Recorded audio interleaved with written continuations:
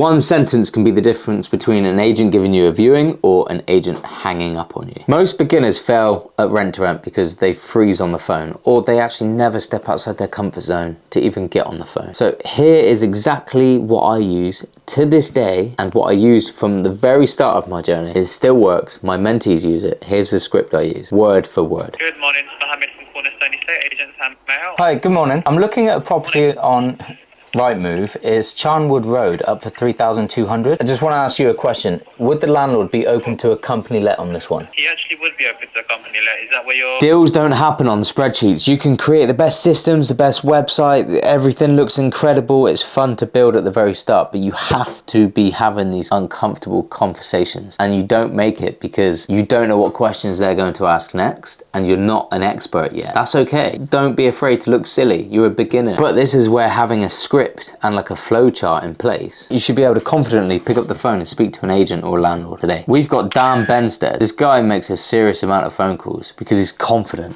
He's sold on the business model. He's replaced his income. He collected his third HMO last week, and he's got 2 more deals in the pipeline. He's an absolute go-getter. Right, he is making phone call after phone call and after phone call, and he only joined me this year. So you might be thinking, is it too late for you to start? Is the market saturated? Have you found this strategy too late? No, nothing's changed. There's always an ongoing supply of new landlords. There's always an ongoing supply of landlords being burnt by the previous tenant, and they don't want to go with a tenant again, so they're more open-minded to hearing what you have to offer. It's never too late for a newbie to get in. As long as you move faster and you're more proactive. I'm busy. Experienced rent-to-renters are busy. We're exceptionally busy people. We can't be on the phones as much as you guys. You're hungrier than us. You'll be speaking to agents more than us. And in fact, Louise, last Friday, one of my students, has actually collected the keys to one of my old rent-to-rent properties. I had it for 3 years. The term ended. They tried to do a rent review. I didn't agree to the price because it was too much. So it went back to the student market. It's come back to the estate agent. Instead of them calling me, they're too busy. They wait for rent-to-rent companies to come to them. They could have emailed me to say, Kenny, did you want this property again? I could have called them. My student, brand new. That's her first property with an agent I used to work with. Obviously, the service was still great. Otherwise, they wouldn't be accepting company lets again. The service I delivered was good. So why didn't they call me back? Because they're busy and they've got you guys calling them. So no, market's not saturated. You just got to be picking up that phone. And it's so easy. It's just, hi, I'm looking at this property. Is it still available? Yes, perfect. Can I ask, is the landlord open to a company let on this one? And then hear what they have to say. If they say no, you say, okay, any particular reason why? Okay. Do you have any other landlords on your books that are open to this model? No? Okay. Do you work with company lets, or is it in your policy that you don't? You want certainty by the end of this phone call that, okay, there was no opportunities right now, but this agent does or does not work with company lets is essentially what you need to find out. It's not all about that one property. The amount of properties I've called up about and actually inquired about that property and it's not suitable, but actually I've asked about other landlords and then got another viewing booked in. Literally one of the phone calls in my 7-day financial freedom challenge, where I went out, spoke to brand new agents I've never spoke to before, and secured a deal within 5 days and sold it to an investor for £3,000. If you haven't seen that video, go to my homepage on my YouTube and watch that video. Adam followed this exact script. 182 phone calls later equates to 6 weeks worth of work, which is an hour per working day. And when you break it down, it's not that much work to secure 2 HMOs, which was going to profit him £1,300 a month. That was his first deal from 182 phone calls. He didn't wing it. He followed the playbook. So if you want the full word for word document and the script, it's in the description. Make sure you're going to grab that. Go download it, print it, but please, if you're going to do that, put it to good use and then come back to me, come back to these videos or send me a DM saying, Kenny, I've secured my first viewing on the back of your script, bro. Thank you so much. In the next video, I'm going to show you exactly how to stack, do the due diligence on a property so it actually makes profit. So let's go to the next video.